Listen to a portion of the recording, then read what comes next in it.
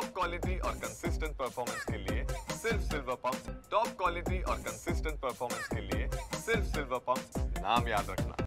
राज्यात झालेल्या विधानसभा निवडणुकीनंतर उद्धव ठाकरे पहिल्यांदाच नाशिक दौऱ्यावरती येत आहेत। नाशिक दौऱ्यावर असताना ते पदाधिकाऱ्यांचं शिबिर देखील घेणार आहेत, त्याचबरोबर विधानसभा प्रमुखांना देखील मार्गदर्शन करणार आहेत।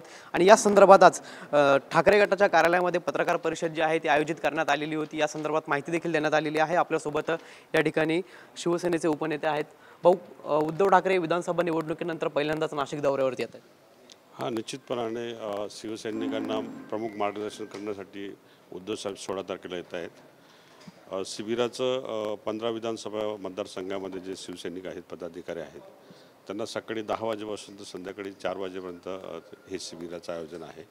4 नंतर प्रमुख मार्गदर्शन आदरणीय उद्धव साहेबांचं त्या ठिकाणी होणार आहे।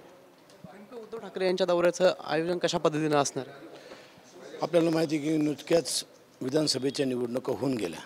त्या विधानसभेच्या निवडणुकीमध्ये काय झाले सर्व जनतेला माहीत आहे।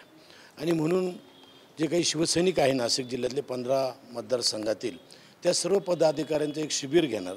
त्या शिबिरामध्ये या निवडणुकीमध्ये जे काही घडलं गेलं असेल त्या संदर्भामध्ये चांगले चांगले वक्ते त्या ठिकाणी मार्गदर्शन करणार आहे। आणि त्याचा समारोप आदरणीय उद्धव साहेब शेवटचं त्यांचं भाषण करून करणार आहे। त्यांच्या भाषणानंतर नाशिक जिल्ह्यामध्ये एक पुन्हा नवचैतन्य निर्माण होईल।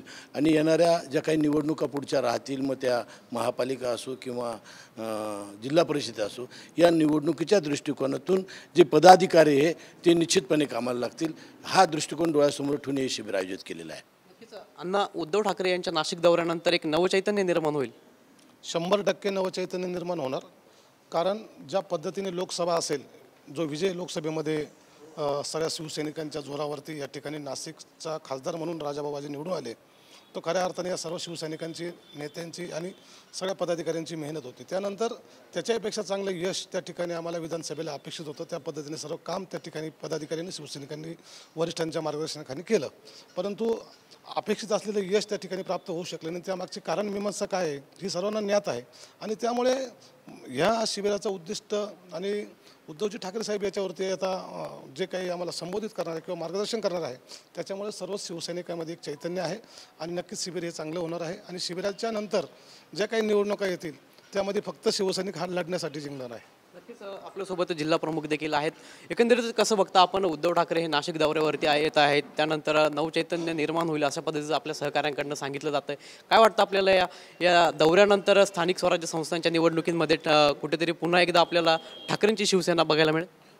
निवडणुका जरी महत्त्वाचा विषय असला, पण एक जिल्हा प्रमुख माझ्या दृष्टीने पुढच्या काळामध्ये गावागावात जाऊन, तालुक्यात जाऊन, गट इथं शिवसैनिक आहेत, शहरामध्ये अतिशय चांगली बांधली मागच्या काळामध्ये सुधाभाऊ असतील, विलासांना असतील, आणि यांच्या नेतृत्वाखाली काम उभं राहिलं। परंतु हा जो विजय झालेला आहे महाराष्ट्रात, हा चुकीच्या मार्गाने असं लोक पण म्हणतात। आणि म्हणून शिवसैनिकांपर्यंत जाऊन माझ्या दृष्टीने निवडणुका तर खरंच महत्त्वाच्या आहेत, परंतु संघटनात्मक बांधणी करून नवीन लोक कसे जोडता येतील, जे थोडेफार खचून गेले त्यांना अजून उभारी कशी देता येईल, ह्या शिबिरातून जे दिवसभर साहेबांचं तर भाषण अति महत्त्वाचं आहे, परंतु पहिल्या आणि दुसऱ्या शेड्यूलमध्ये सेक्शनमध्ये जे चांगले चांगले वक्ते येतील त्यांच्या माध्यमातून आमच्या सर्व लोकांचं मनोबल वाढून आणि प्रमुख लोकांना घेऊन परत ग्राउंडपर्यंत जाण्याचा आमचा मनोदय राहील पुढच्या काळात। नक्कीच पुन्हा एकदा शिवसेना उपनेत्यांकडे येतो।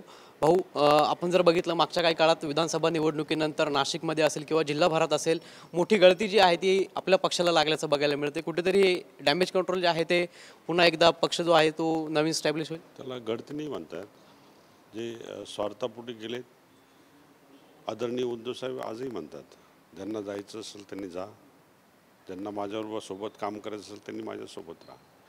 आदरणीय उद्धव साहेबांनी कधी कोणाला थांबवलेलं नाही। आणि त्यामुळे जे स्वार्थ ज्यांच्या मनामध्ये असेल किंवा ज्यांच्या काही अडचणी असतील ते गेलेत, त्यांना आमच्या शुभेच्छा। परंतु नवीन शिवसेनेमध्ये काम करण्यासाठी इच्छुक आहेत, त्यांना नवीन पद्धतीचा जो शिवसैनिक तयार होईल तो निश्चितपणाने संघटनेसाठी कार्यक्षम राहील। नक्कीच आपल्यासोबत हे सर्व शिवसैनिक होते, नाशिक शहरातील पदाधिकारी होते आणि त्यांनी या ठिकाणी उद्धव ठाकरे यांच्या नाशिक दौऱ्यासंदर्भातील नियोजनाची देखील माहिती दिलेली आहे। त्यामुळे आता उद्धव ठाकरे नाशिकमध्ये शिबिर घेणार आहेत आणि या शिबिरानंतर किती मोठा फरक जो आहे तो आपल्याला जाणवतो हे देखील पाहणं आता तितकंच महत्त्वाचं ठरणार आहे। कॅमेरा पर्सन अक्षय सह पवन येवले, TV9 मराठी, नाशिक।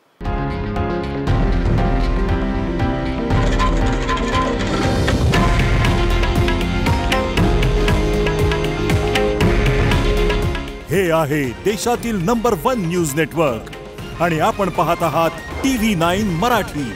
काळजी तुमची, हित महाराष्ट्राचं.